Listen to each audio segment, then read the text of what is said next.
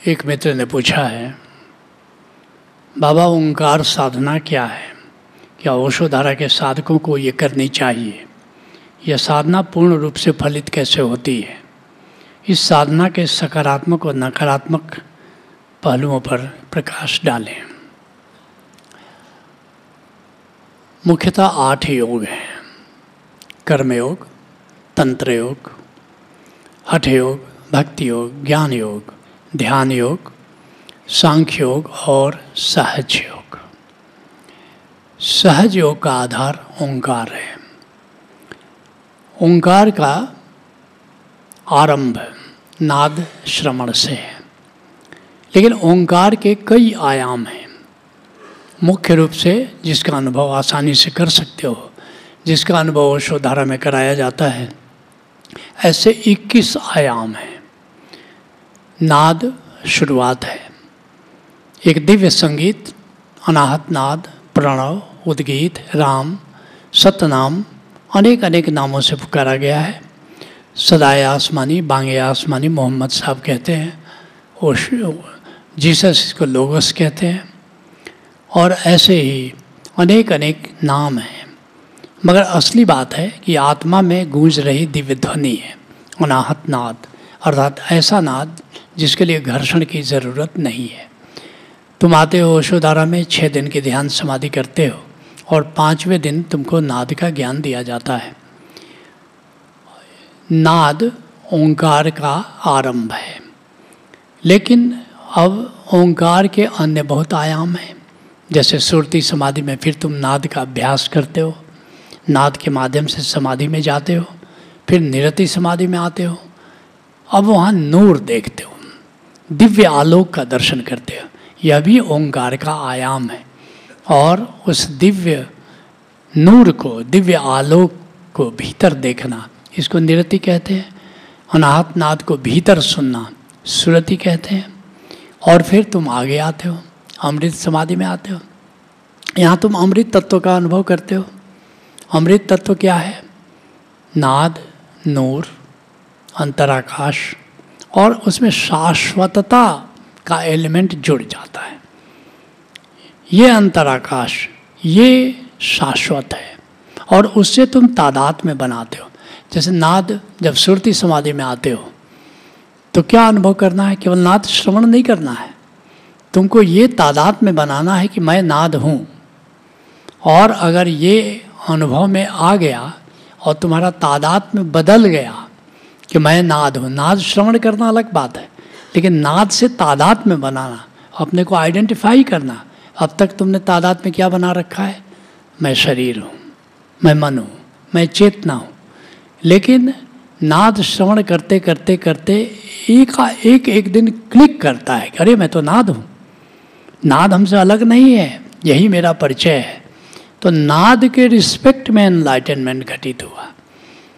जैसे एमए कोई करता है, एमए हिंदी में कर लिया, अब उसकी मौज आ गई कि अब हम एमए इंग्लिश में करें, पॉलिटिकल साइंस में करें, फिलॉसफी में करें, अनेक अनेक डबल एमए, ट्रिपल एमए करते जाओ। ऐसे ही एनलाइटनमेंट भी अलग अलग रिस्पेक्ट में है। मैं नाद हूँ। फिर आगे बढ़े, नूर का तुमने अनुभव किया, लेकिन नूर को तुमने देखा। नूर के अलग अलग, जब नूर का अनुभव करते हो, निरति समाधि में शस्त्रदल कमल का अनुभव करते हो, और भी बहुत कुछ अनुभव करते हो। ओम मणि पद्म हुम का अनुभव करते हो, दशम द्वार का अनुभव करते हो, आत्मकणों का सोल मैट्रिक्स का अनुभव करते हो। लेकिन एक दिन अगर ये फलित हुआ कि मैं नूर हूँ, तो नूर के रिस्पेक्ट में एनलाइटनमेंट घटित हो गया। ये जरा दुर्लभ घटना है। नूर का अनुभव करना ये कोई कठिन काम नहीं है। निरति समाधि में 100% लोग नूर का अनुभव करते हैं, सुरति समाधि में 100% लोग नाद का अनुभव करते हैं। लेकिन क्या तुमने ये अनुभव किया कि मैं नाद हूँ? क्या उससे आइडेंटिटी बनाया? क्या तुमने ये अनुभव किया कि मैं नूर हूँ? ऐसे ही अमृत समाधि में तुम आते हो, तुम नाद, नूर, अंतराकाश और उसकी शाश्वतता का अनुभव करते हो। ये इटर्नल है। दुनिया की बाकी सारी चीज़ें फ़ानी हैं, मगर ये दुनिया की चीज़ नहीं है।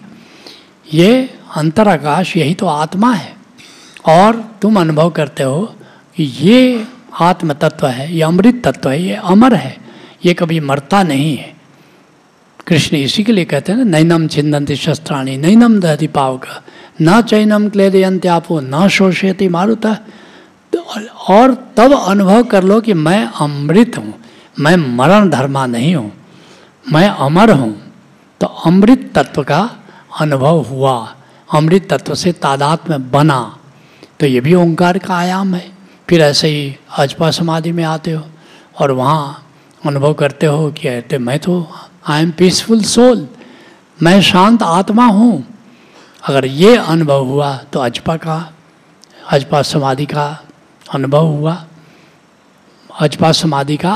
लेकिन ये सारी चीज़ें जो हैं, नाद सब में कॉमन है, याद रखना। नाद, क्योंकि नाद ही थ्रेड है, नाद ही सीढ़ी है, नाद ही सोपान है। नाद के माध्यम से ही तुम्हारी यात्रा चल रही है, जिसको संतों ने सूरत शब्द योग कहा है। सूरत शब्द योग का क्या अर्थ है? जैसे मछली है, मछली क्या कहते हैं, मीन मार्ग भी इसको कहा गया है। मछली हमेशा स्रोत की दिशा में यात्रा करती है, उद्गम की दिशा में यात्रा करती है। ऐसे ही नाद का स्रोत क्या है? उस स्रोत की ओर बढ़ते जाओ, जहाँ से नूर आ रहा है वो स्रोत है, अमृत जहाँ है वो स्रोत है। ऐसे ही आगे बढ़े, आई एम पीसफुल सोल, वो स्रोत है। ऐसे ही और आगे बढ़ते हो, तुम ऊर्जा समाधि में आते हो। ऊर्जा समाधि में ओंकार के अनेक दूसरे आयामों का अनुभव करते हो, उमंग का अनुभव करते हो, शक्ति का अनुभव करते हो, ऊर्जा का अनुभव करते हो। ऐसे ही तुम दिव्य समाधि में आते हो, दिव्य गंध, दिव्य स्वाद, दिव्य खुमारी, दिव्य मंगल का अनुभव करते हो। ये सभी ओंकार के अनुभव।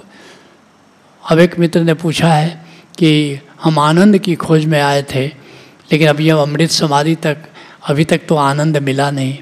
थोड़ा धैर्य रखो, इतनी जल्दी भी क्या है, थोड़ा और। इतनी जल्दी में अगर पढ़ोगे तब तुम अध्यात्म बड़ा मुश्किल हो जाएगा तुम्हारे। मैंने सुना है एक साधक था, तपस्या करता था, नारद जी उधर से गुजर रहे थे, तो थोड़ी दूर पर ही एक बूढ़ा साधक था, वो भी तपस्या करता था। तो पूछा उस बूढ़े साधक से जाके, उधर से नारद जी गुजर रहे थे, तो कहा कि नारद जी मेरा एक सवाल है। कहाँ जा रहे हैं आप? बल्कि हम तो विष्णु जी के पास जा रहे हैं, तो मेरा एक सवाल पूछ लीजिएगा। बल्कि कहो भाई क्या बात है? तो ये पूछिएगा कि और कितना टाइम लगेगा एनलाइटनमेंट पे? नारद जी ने कहा कि पूछ लेते हैं। फिर वो और आगे वो युवक बैठा हुआ था, वो तो आंखें बंद किए वो मगन था। नारद जी ने कहा अरे आंखें खोलो, मैं विष्णु जी के पास जा रहा हूँ। कहा कि जाइए, शौक से जाइए, मंगलमय हो आपकी यात्रा। बल्कि अरे मूर्ख, कुछ पूछो मुझसे, मैं विष्णु जी से पूछ लूँगा तुम्हारा सवाल। उसने कहा कि मुझे, मेरे पास तो कोई सवाल नहीं है, मैं तो साधना का आनंद ले रहा हूँ। कहा कि फिर भी पूछ लो ना, तुम भी पूछ लो। एक बूढ़ा साधक बैठा था, उसने पूछा था कितना टाइम लगेगा एनलाइटनमेंट में, तुम भी पूछ लो। बोला मुझे तो नहीं पूछना, लेकिन आपको खुजली हो रही है तो आप ही पूछ लीजिएगा। नारद जी पहुंच गए विष्णु जी के पास। कहा कि वो जो बूढ़ा साधक बैठा है उसका एक सवाल है। बोला अच्छा, वो पीपल के पेड़ के नीचे जो बैठा है? बोले कि हाँ महाराज। बोले उसको कहना कि पीपल में जितने पत्ते हैं ना उतने जन्म अभी लेने होंगे। बोला अच्छा। और जो युवा साधक? बोला कि उसको भी यही कह देना कि जितने भी पत्ते हैं ना, वो नीम के पेड़ के नीचे वाला ना। बोला हाँ, बोल देना जितने पत्ते हैं उतने जन्म लेने पड़ेंगे। नारद जी आए, पहले बूढ़े साधक के पास गए। बोला भाई सवाल, वो इंतज़ार ही कर रहा था साधना छोड़ करके, पता पहले चल जाए फिर साधना करे। नारद जी आए और कहा कि हाँ महाराज, क्या? विष्णु जी ने जवाब दिया। बोला कि ये पीपल के पेड़ पर जितने पत्ते हैं ना उतने जन्म तुमको लेने पड़ेंगे। बाण में जाए साधना, इतने जन्म लेने पड़ेंगे। फिर वो युवा साधक के पास गए, वो तो मगन था। बोले अरे भाई आंखें खोलो, तुम्हारे लिए एक संदेश लाया हूँ विष्णु जी का। बोले हाँ महाराज बोलिए। बोला कि साधना करते रहो, मगर जितने ये पत्ते दिख रहे हैं ना उतने जन्म तुमको लेने पड़ेंगे। कहा कि बस जंगल में इतने पेड़ हैं, कितने पत्ते थे, बस केवल इतने ही पत्ते, बस हो ही गया। और नाचते नाचते तत्क्षण बुद्धत्व को उपलब्ध हो गया। ये अहोभाव है, ये अहोभाव है। और तुम कह रहे हो हम अमृत समाधि कर रहे हैं, आनंद का अनुभव कब होगा? थोड़ा धैर्य रखो। और ऐसे ही चैतन्य का, आनंद का, प्रेम का, ये अलग अलग ओंकार के आयाम हैं। और ओशो धारा के प्रथम तल में ओंकार, ये जो प्रथम 14 तल हैं उसमें ओंकार की ही साधना हो रही है।